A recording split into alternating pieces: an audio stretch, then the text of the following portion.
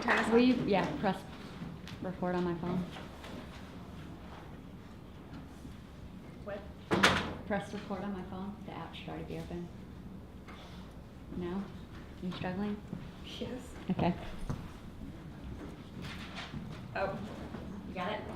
I got it. I have to stand for this.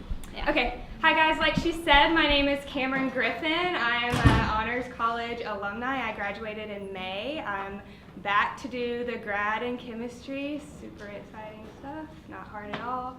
I do teach a few of you guys in my lab classes, which is kind of cool. But like she said, I'm here today to teach you how to moderate a conference. So the first thing I want to talk about is what you should wear.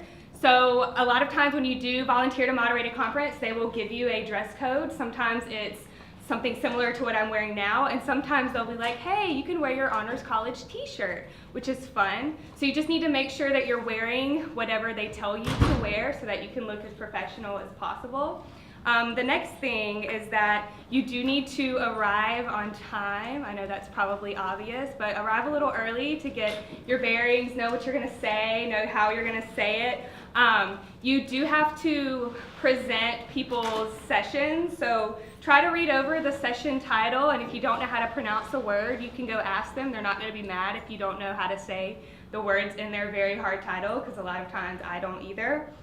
And then the first thing that you're going to do when it's time to start is quiet the room. So really quick, I want you guys to all pretend that there's not a presenter. So talk among yourself, and I'm going to show you the best way to do that. Pretend, yeah, super fun. Okay guys, hi, welcome to insert conference name here. Today I'm going to do Tower Day because that's what I've typically moderated. So hi guys, welcome to Tower Day. This is session whatever, what time it is, what room it is. You're going to need to tell them to quiet their cell phones. So hi guys, welcome to Tower Day session whatever. Please remember to quiet your cell phones. Here is where you would give any announcements that the conference has told you. So please quiet your cell phones, and if the conference has told you to tell them to make sure you get your Chick-fil-A things stamped. So please quiet your cell phones, make sure that you get your Chick-fil-A things stamped for being here today. And then the next thing you're going to do is to introduce the session. So you're going to be like, this session is entitled blank, and then you're going to introduce the two presenters. So today we have B. Kameron Griffin and Darcy Burdett presenting their research, and then you're going to introduce the first researcher. So you would say, so first of all, we're going to have, I'm going to use myself because that's how I am, we're going to have B. Kameron Griffin presenting cellular uptake of polyphenols in a bacterial protein expression system. And you can read that straight from the thing. You obviously don't have to memorize that. You do need to remind them that all questions will happen at the end. Sometimes questions will happen after each presenter, so make sure that you know where questions are supposed to happen, so somebody should tell you that. Most of the time they're going to be at the end of both the presenters.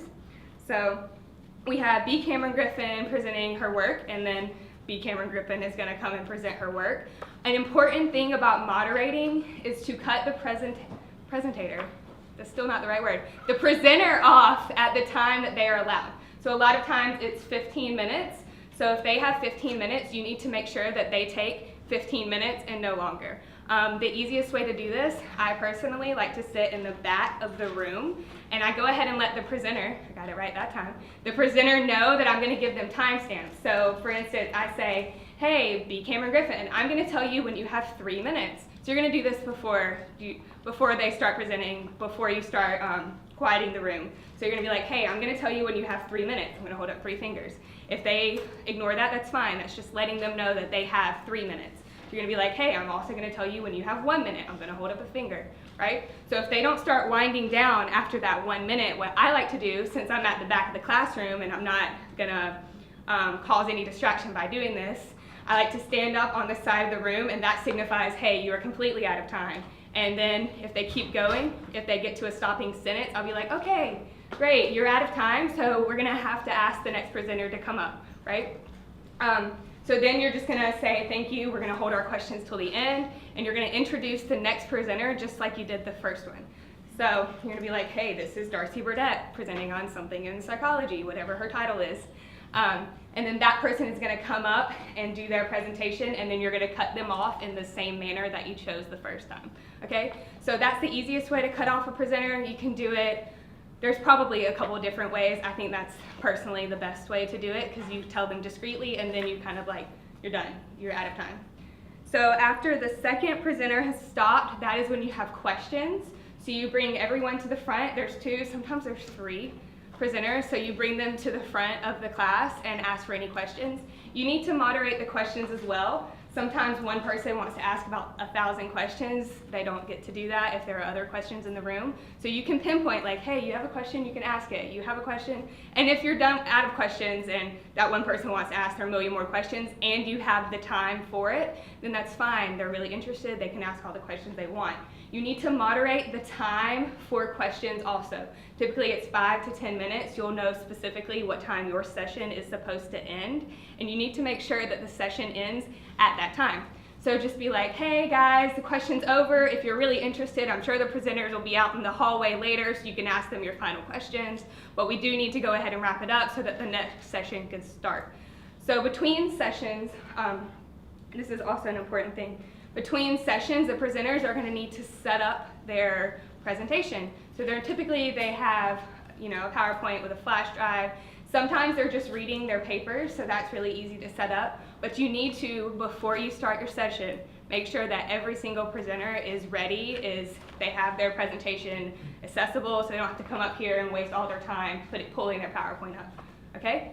So that is all I have to tell you. I know I talk fast, but that's just who I am as a person.